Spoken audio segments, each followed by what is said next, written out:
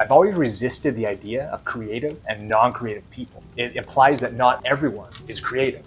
Charles Duhigg writes in one of my favorite books, The Power of Habit, creativity is often thought of as a mysterious, elusive quality that only a lucky few are born with.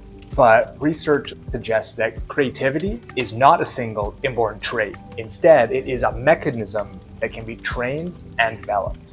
In other words, creativity is a skill, and like any skill, it can be developed through repetition. So whether you're a student, teacher, doctor, lawyer, writer, artist, or content creator, you are creative. And in today's video, I'm going to show you 3 simple habits to passively develop your creativity, starting right now. Have you ever wondered why humans are obsessed with productivity? Why books like Atomic Habits have sold over 10 million copies? Or how the same handful of life lessons continue to be packaged, repackaged, and sold for millions of dollars each year? Knowledge. It's because habits are essential to our survival and evolution. Although life is largely made up of ever-vanishing mirages, we're intrigued by anything that makes us feel like we're moving forward, evolving. Habits are how we move forward in life and what allow us to evolve in 2 major ways. 1, habits keep us alive. Dating back to our most primitive ancestors, knowing the safest routes of passage while looking for food protected us from being eaten by hungry predators, and sticking to the rivers and the lakes we were used to prevented us from drinking contaminated water. These habits carry on today with things like looking both ways before crossing the road or fearing the unknown. But habits also play a vital role in our mental evolution. Automatic behavior, such as habits, help us save mental energy for more important tasks that contribute to our evolution. In the past, this may have been innovating new shelter, weapons, or cooking methods. Today, it could be innovating new ways to dispose of our waste or combat the overstimulating and harmful nature of social media. We love habits because they, 1, keep us safe, and 2, allow us to be creative. So regardless of what you do for a living or what your interests are, you were born to be creative because you were born to be human. And evolution is in your DNA. Now, here are a few simple habits you can adopt to begin thinking more clearly, efficiently, and more creatively. If you start practicing even 1 to 2 on occasion, you'll notice yourself feeling lighter, happier, and develop a newfound sense of purpose. I call them the 3 F words of creativity. The first F word is forceful forgetting. Think back to the last time you tied your shoes. Did you tie your left or right shoe first? Chances are you can't remember. But if you begin paying attention, you'll notice you always tie them in the same order. This is because your brain has deemed this task unimportant for your survival or evolution and doesn't want you to waste your precious attention on it. So the habit of tying your shoes has been delegated to your subconscious. This is actually a skill that can be applied to other areas of your life as well. I call it forceful forgetting. Your brain can only remember a handful of ideas at any given time. It's called your working memory. Essentially, your short-term memory is meant for ideas that are important now, the task at hand. It's also the area of your brain where creativity lives. So your brain is constantly trying to move ideas out of your short-term memory into long-term storage, your subconscious. Trying to remember too many things at any given time makes us feel overwhelmed because it's against our brain's nature. It's why social media leads to anxiety, heightened levels of stress, and burnout. It forces our brain to sift through more data than it can handle.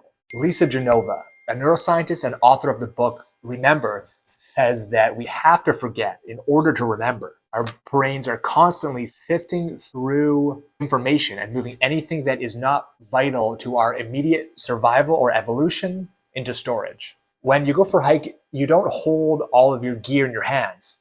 You put it in your backpack. Well, your brain works the same way. In order to think clearly, you need to stop trying to remember everything. Let yourself forget, and your brain will remember what's important. This is also why it's so important to embrace your boredom. It's essentially clearing out your mind to let new ideas form. These could be valuable ideas, life-changing ideas. When you constantly distract yourself, you rob your brain of the opportunity to solve important problems. Here are some practical ways to tidy your brain and allow new ideas to form.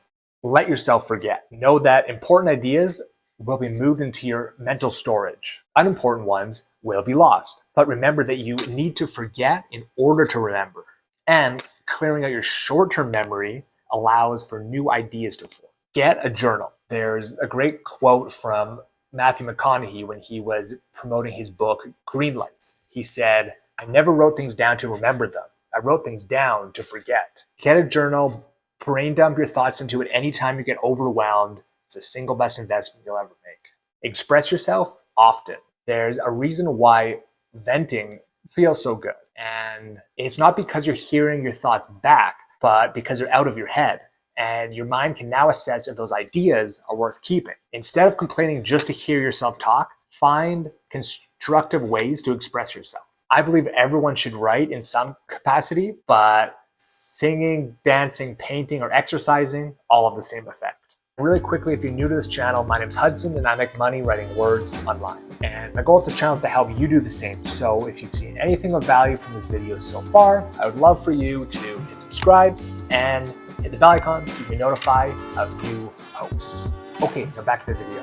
The second F word is forward ambulation. In 2014, a peer-reviewed study revealed that walking increased creative thinking abilities by up to 81%. And Andrew Huberman of, well, the internet explains why.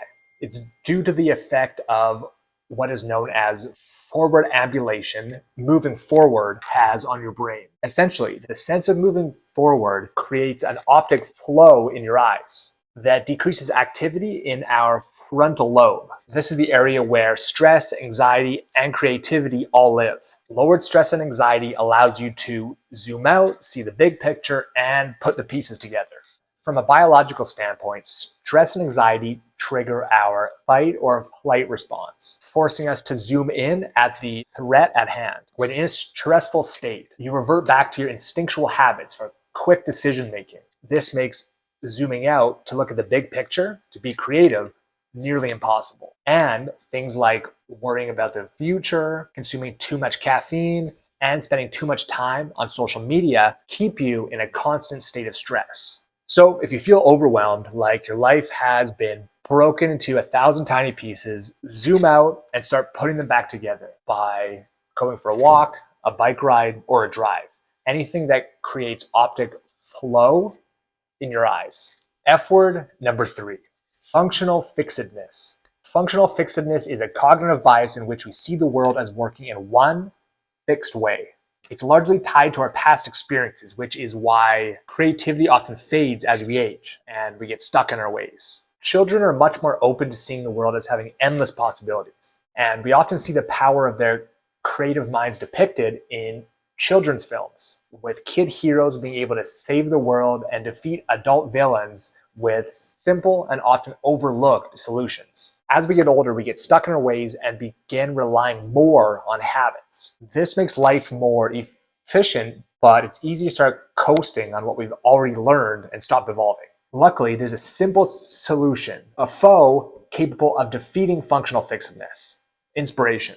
Anytime you can suspend your reality and knock down the walls of your preconceived notions of how the world works, it allows you to form new ideas, to be more creative. This can be simple things like doodling, watching or reading fiction, listening to interesting people talk, or not trying to solve problems, but rather understand them. It's also why habits like manifestation are so powerful. They allow you to remove yourself from reality and start creating a new one. To summarize, everyone on earth was born to be creative.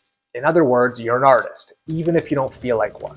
Whether you crunch numbers, create beautiful spreadsheets, sell furniture, or are still figuring things out, you're painting a picture with each new idea you bring into the world. That is the end of this video. I really hope it helps you to embrace and awaken your creativity. Thank you so much for watching until the end, and I'll see you in the next video.